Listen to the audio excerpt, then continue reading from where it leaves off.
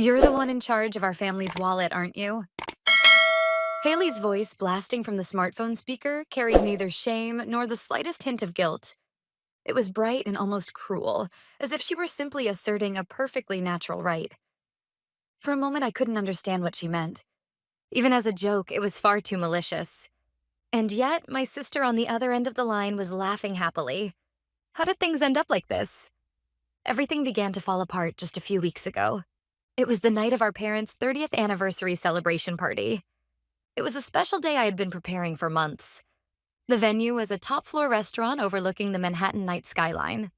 The congratulatory voices of gathered relatives and friends blended with the soothing live jazz, filling the room with a warm, festive energy. In my hand was a small gift envelope. Inside was a first-class ticket to Japan, the trip my mother had always dreamed of. She had always spoken with sparkling eyes about Kyoto's gardens and cherry blossom avenues. I had long promised myself that once I found success in my career, I would make that dream come true for her with my own hands. I booked the finest ryokan, secured flights to match the peak of cherry blossom season, and even included a pottery class she would surely love. My entire gratitude and affection wrapped into one gift. Just as I was waiting for the perfect moment to present it, it happened. Everyone, please look outside.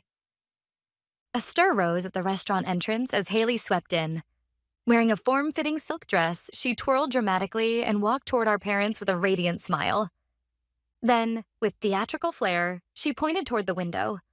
Beyond the restaurant's massive glass windows, down at the ground floor entrance, an unbelievable scene unfolded. A blazing crimson Mercedes-Benz.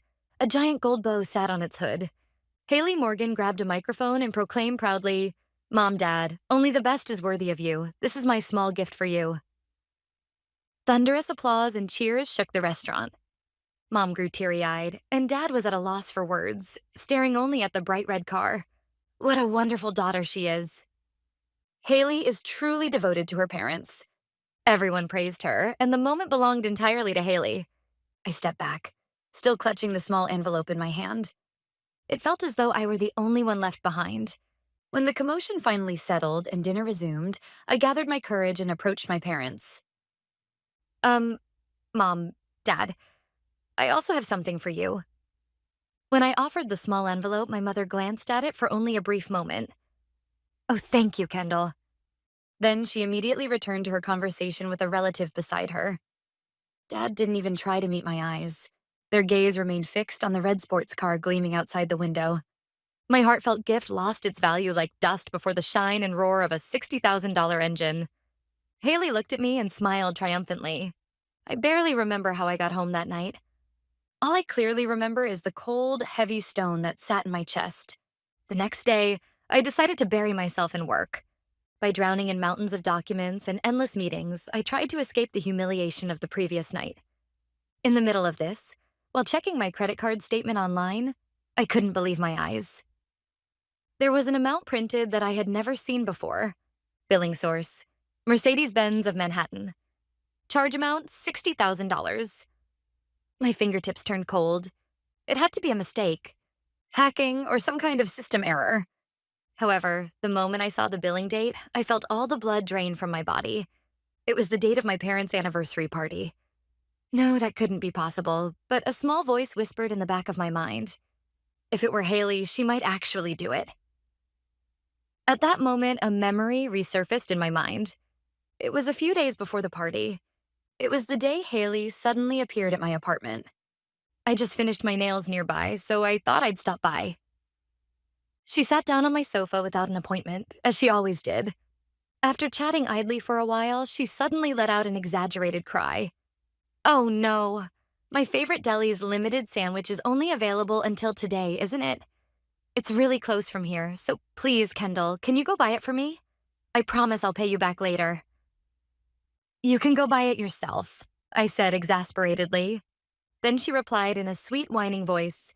My feet hurt from these heels right now. "Fine, I'll be right back, so just relax." I also had some shopping to do, so I thought it wouldn't hurt to combine it with my errands. Then I left the apartment with only my wallet. It was just about 30 minutes, stopping by the supermarket, buying the deli sandwich, and walking back. In that brief span of time, everything happened. While I was away, the updated premium card delivered as registered mail must have been received by Haley, who was in my apartment. Then she must have activated the card, slipped it into her own wallet, and accepted the sandwich from me with a perfectly innocent face. I didn't even know a new card had arrived. All the pieces clicked together like a puzzle. Before I realized it, I was dialing Haley's number. Only the ringing echoed dully through the quiet room. "Hello, Kendall. Why are you so flustered?" Her voice from the other end was bright and carefree, as if she were at a nail salon. I forced myself to swallow the rising anger and tried to keep my voice as calm as possible.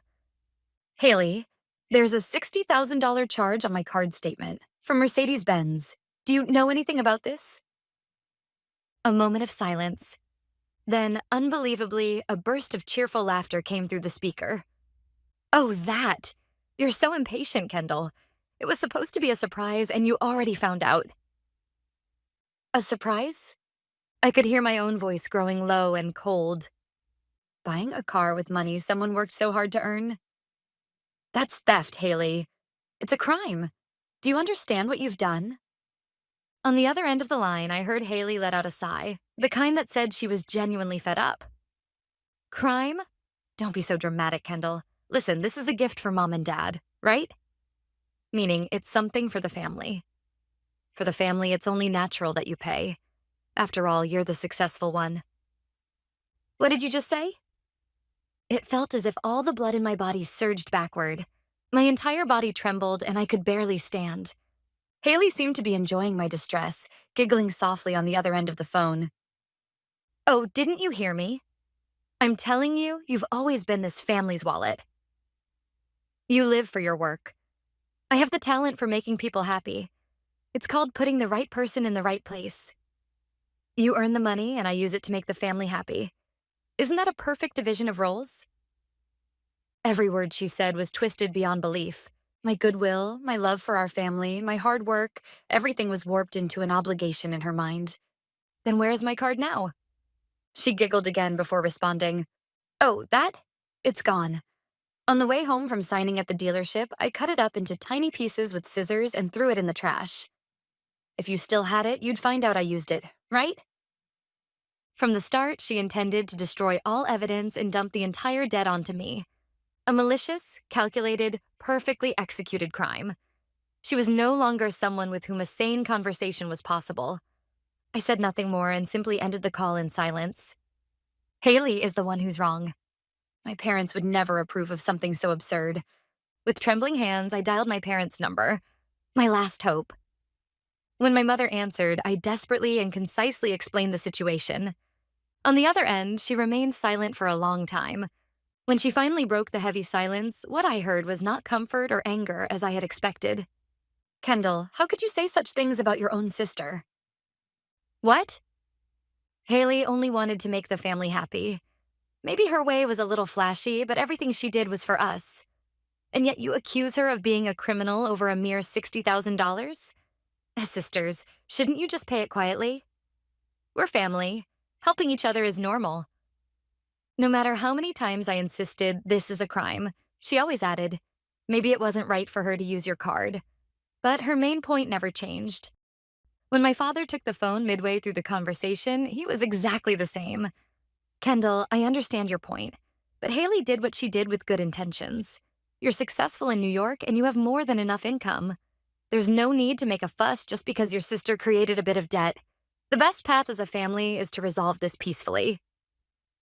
Peacefully, meaning I should quietly shoulder the $60,000 debt. The fact that I was the victim of fraud and theft was insignificant to them. To preserve the false harmony they called family peace, my pain could simply be erased. At that moment, I heard my mother shouting through the phone, "Oh, honestly, you're such a difficult child." Then, with a rustling sound, I sensed she had picked something up. "In that case, Kendall, I'll return the Japan trip tickets you gave us at the party. Just cancel them right now. Use that money to pay for Haley's car." Those tickets were supposed to be a gift for my parents. They were supposed to be the crystallization of years of gratitude. Why, wasn't that your dream, Mom? The voice I managed to force out was thin, trembling, and barely audible even to myself. Then my mother let out a long, deep sigh before delivering the final blow. A dream? Yes, maybe. But an intangible trip like that could never have as much value as a $60,000 car sitting right in front of us. At that moment, something snapped inside me. It was the thread of hope. The fragile but undeniable thread that had barely held together my belief in what I called family. It wasn't just Haley. My father and mother, every one of them, saw me the same way. My worth was measured only by the money I earned. I wasn't Kendall, a human being. I was simply a convenient wallet. I understand perfectly now, Mom. A shockingly calm voice came out of my mouth. Then I ended the call without another word. I would never cry for them again. I would never sacrifice myself for them again. And I would never allow them to trample me again. There was no hesitation left. I tapped a name in my smartphone's contact list. Adrian Cole. He is my company's legal counsel, and the person I trust most with any legal matter. After several rings, his calm voice came through. Kendall, is something wrong? Yes, Adrian, it's an emergency. I'll get straight to the point. I've been the victim of identity theft and large-scale credit card fraud, and the perpetrator is my sister. I sensed Adrian gasp softly on the other end of the line, but he regained his composed tone almost immediately. Okay, I need to grasp the full situation. Please stay calm and tell me everything from the beginning. Adrian listened quietly without interrupting even once until I finished speaking. Kendall, what you've just told me is not a simple financial dispute between family members. This is a highly malicious criminal case involving multiple charges. After a long silence, he spoke in a grave yet unmistakably firm voice. First, Haley obtaining the credit card delivered to your home without your permission. That may constitute mail theft. Next, activating that card illegally and using it as if it were her own. That is unequivocal identity theft. And most significantly, using the stolen identity and card to purchase a $60,000 item. That is credit card fraud. Given the amount involved, this is likely not a state-level issue, but could be treated as a federal crime, a very serious offense. Noticing that I was at a loss for words, Adrian continued gently, but clearly, your parents' actions cannot be ignored legally either. His voice dropped even lower. They knew about the fraudulent act, yet they pressured you to pay and attempted to cover it up. This could be seen as conspiracy to commit fraud or even aiding and abetting after the fact. Kendall, you are essentially standing alone against a criminal organization operating under the name of family. His description was painfully accurate. The uncomfortable swamp called family that had been consuming me for years, its true nature was a gathering of accomplices built upon my sacrifice. I took a deep, steady breath. I understand, Adrian. His precise analysis turned the doubts lingering deep within me into an unshakable conviction. There was nothing more I needed to hear. I already know what I want to do.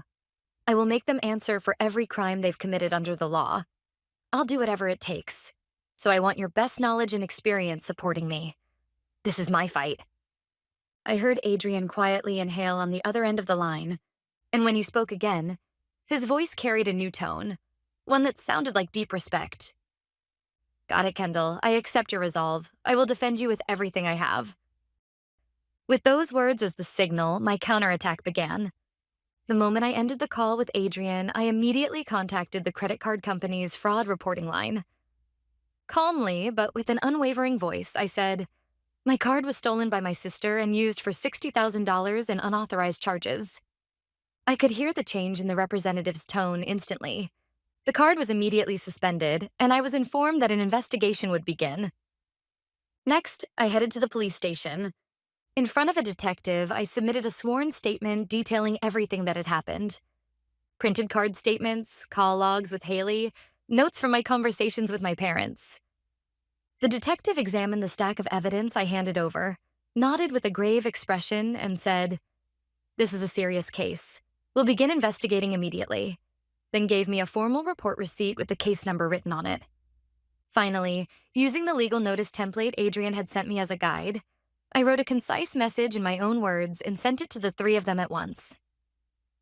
I have filed a police report today regarding identity theft and credit card fraud committed by Haley Morgan. Please direct all further communication through my legal representative, Adrian Cole's office. The moment I pressed send, it felt as though the heavy chains that had clung to me for years shattered with a loud crack. Only a few hours later, it happened.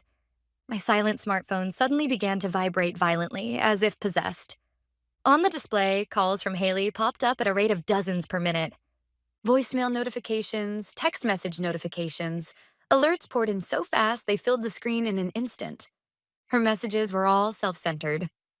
I thought you were joking. Are you seriously going to sue me? I'll be arrested.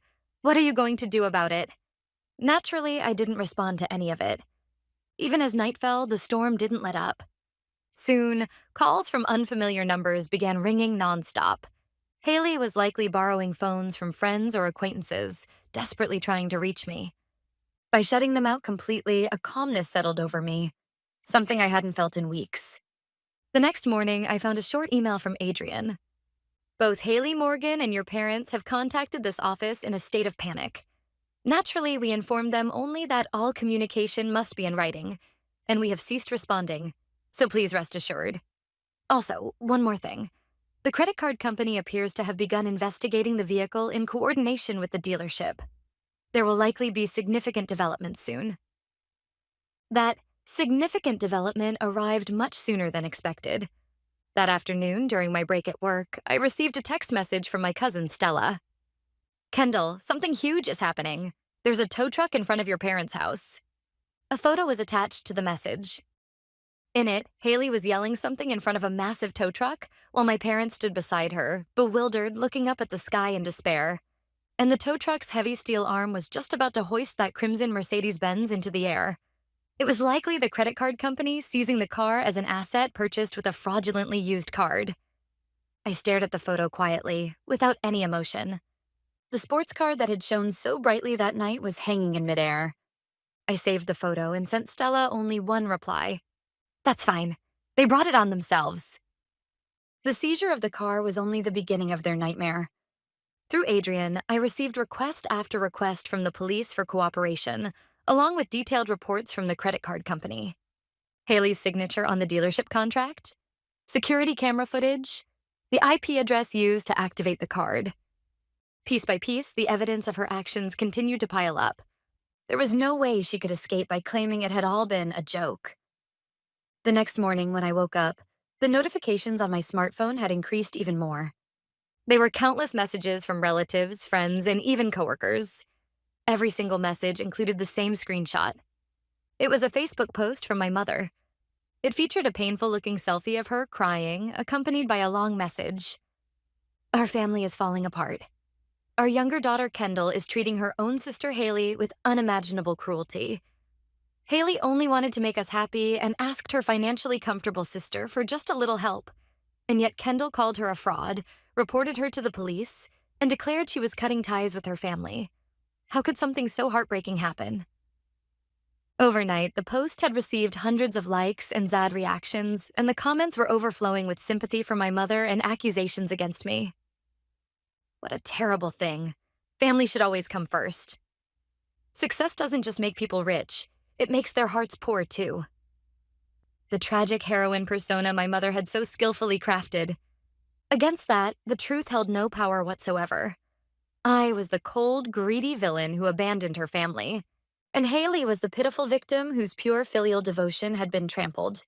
In the face of that perfectly constructed story, I had been cast as the isolated villain with no support. If this had been the old me, I might have been devastated by such transparent lies and manipulative theatrics, crying as I begged someone to believe my innocence. But the person I have become is different. I opened my laptop and began drafting a new Facebook post. No emotional words were necessary. I simply wrote out the facts, calmly, thoroughly, in strict chronological order. Since my mother, Evelyn Morgan, has chosen to discuss private family matters publicly, I will now share the full story she conveniently omitted from her post. With that introduction, I laid everything bare. Then I attached every piece of digital evidence I had gathered, one image file at a time. A screenshot of my credit card statement under my name. The recorded audio of Haley mocking me and calling me the wallet of the family. The recorded message of my mother telling me to cancel the trip and turn it into money. It was a complete list of irrefutable evidence, capable of annihilating emotional lies and sympathy narratives in an instant. The moment I clicked post, the reaction exploded at a staggering speed. People who had been praising my mother's post just moments earlier began flooding my post with comments of shock and outrage. I can't believe this. If this is true, the mother and sister are monsters. Wallet. What a horrible thing to say. My heart hurts for Kendall. The tide shifted far faster, and far more dramatically than I had imagined. Sympathy turned to anger, empathy to contempt, and every bit of it was then aimed squarely at my mother and Haley. 15 minutes later, the very post my mother had written so confidently vanished without a trace or explanation. But it was far too late. A false post becomes a digital tattoo that remains forever. And the reaction didn't come only from strangers. Relatives and friends who had written sympathetic comments under my mother's post were hastily sending me private messages. "I'm so sorry. I commented without knowing the real situation." "You were telling the truth all along." Their quick change of heart stirred no emotion in me anymore. The exposure of truth I unleashed on social media shattered the small community they lived in. A few weeks later, Haley was formally charged with credit card fraud and identity theft. When Adrian informed me of the news over the phone, I simply answered, "I see." Strangely, I felt no joy or sense of accomplishment. Only a cool, detached understanding that this was the natural consequence. Even more shocking news came from Adrian a few days later. "The prosecutor's office has informed us that they have begun investigating your parents, Samuel Morgan and Evelyn Morgan, on suspicion of conspiracy to commit fraud." After Haley was indicted, my parents reportedly told investigators, "We had no idea what our daughter had done," and "We are victims too."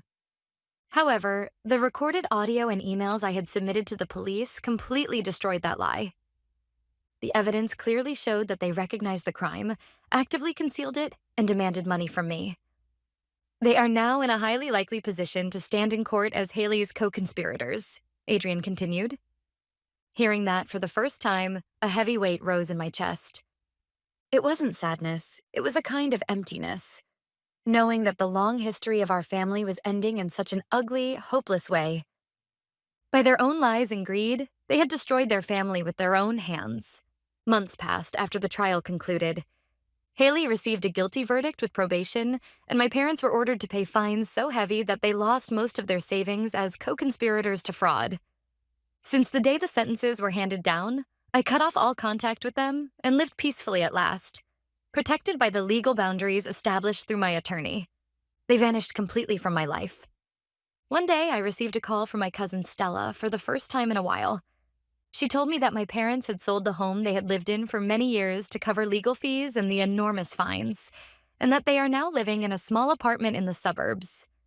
My father had lost his position at the company due to the scandal and was forced into an early retirement under humiliating circumstances. My mother, ever since the incident on social media, has become completely isolated from her former friends and now rarely leaves the house. And Haley, now a convicted felon, cannot possibly find legitimate employment. And from what I hear, she continues to rely financially on my parents while living a frugal and diminished life. I quietly ended the call and looked up at the New York sky spreading out beyond my window. I no longer feel sorrow for the family I have lost, because what I protected is not merely my assets. It is my own dignity and the future I would walk toward freely from this moment on.